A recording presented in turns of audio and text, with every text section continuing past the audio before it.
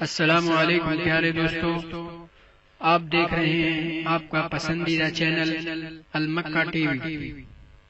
المکہ TV کی جانب سے آپ سب کو خوش آمدید۔ امید کرتا ہوں کہ آپ سب خیریت سے ہوں گے۔ ایک گورکن اپنی زندگی کا ایک ناقابل فراموش واقعہ سناتے ہوئے بتانے لگا کہ چند سال پہلے رمضان المبارک کی ایک مبارک رات کو صرف چند لوگ ایک جنازہ لے کر آئے، دفن کر کے چلے گئے۔ اس کے بعد کافی عرصے تک اس قبر پر فاتح خوانی کے لیے کوئی نہیں آیا۔ قبر کچی تھی، بارشوں کی وجہ سے شکستہ حال ہو چکی تھی۔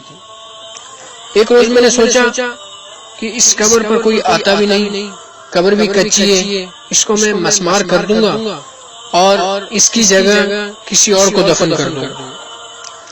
اسی جذبے کے تحت جب میں نے قبر کو کھودا تو دیکھا کہ وہ ایک عورت کی قبر ہے۔ قبر میں سے انتہائی خوشگوار خوشبو کا جھونکا نکلا۔ اس عورت کی لاش بالکل تازہ تھی، جیسے ابھی ابھی دفن کیا ہے۔ میں نے جلدی سے قبر کو بند کیا اور اس قبر کی حالت درست کی۔ اب بھی وہ قبر موجود ہے اور میں اکثر گزرتا ہوں اس قبر پر فاتح خوانی ضرور کرتا ہوں اور پانی وغیرہ کا چھڑکاؤ کرتا رہتا ہوں۔ اور مزید وہ گورکن بتانے لگا جب ہم پرانی قبر کو کھودتے ہیں تو اس میں سے بڑی سخت بدبو آتی ہے، لیکن اس عورت کی قبر سے جو خوشبو آئی وہ خوشبو میرے دماغ میں کافی عرصے تک بسی رہی۔ مزید بتایا کہ ایک روز میں حسب معمول قبرستان میں سے گزر رہا تھا کہ میں نے دیکھا کہ اسی عورت کی قبر پر ایک بڑا سوٹ بوٹ پہنے باؤ آدمی اور سر پر فلیٹ ہیڈ پہنے ہوئے قبر پر فاتح خوانی کر رہا ہے اور قبر پر پھولوں کا گلدستہ پڑا ہے۔ میں اس قبر کے پاس جا کر کھڑا ہو گیا۔ جب وہ آدمی فاتحہ خوانی سے فارغ ہوا تو میں نے اسے فوراً روکا اور سلام کیا اور پوچھا، بھائی یہ کس کی قبر ہے؟ کیونکہ اس قبر پر کوئی نہیں آتا۔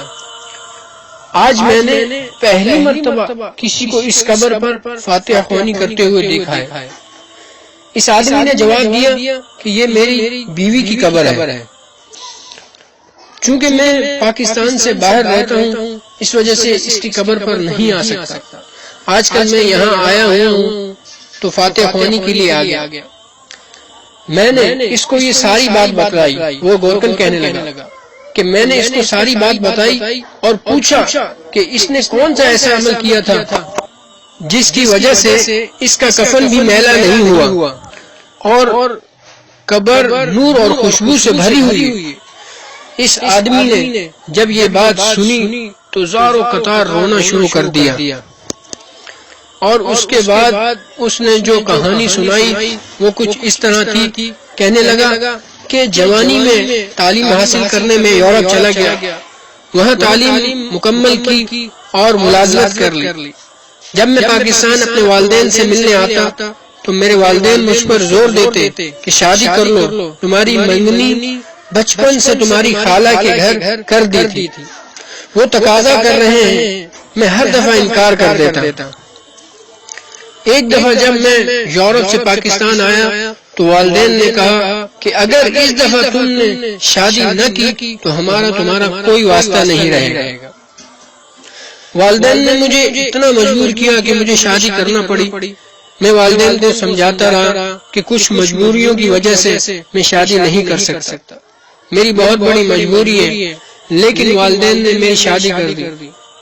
شادی کی پہلی رات میں نے اپنی بیوی کو بتا دیا کہ میں تمہارے فرائض پوری طرح سر انجام نہیں دے سکتا، تم میری طرف سے آزاد ہو، تم اپنی مرضی سے جہاں چاہو شادی کر سکتی ہو، میں تمہارا گنہگار ہوں۔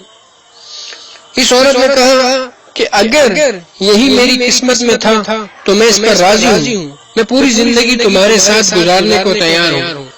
اسلام میں جو بیوی کو اس کے شوہر کے لیے مجازی خدا کا تصور دیا ہے، اس عورت نے وہ پورا کر دکھایا۔ کبھی میری اتنی بڑی کمزوری کا ذکر کسی سے نہیں کیا اور نہ کبھی مجھے بلیک میل کرنے کی کوشش کی۔ والدین نے جب اولاد کا ذکر کرتے تو ہم ڈاکٹروں کو پیسے دے کر غلط رپورٹ بنوا لیتے جس میں دونوں کو ٹھیک قرار دیا گیا ہوتا۔ اس نے میرے ساتھ بہت تعاون کیا، پاک دامنی، عبادت گزاری، غریبوں کے کام آنا اور فلاحی کاموں میں سب سے آگے رہتی۔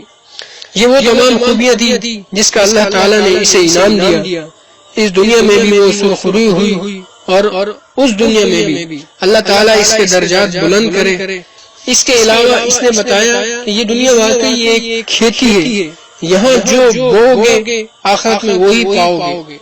اب تو ہمیں اتنا تجربہ ہو گیا کہ میت کو دیکھ کر اندازہ لگ جاتا ہے کہ اس نے زندگی کیسے گزاری۔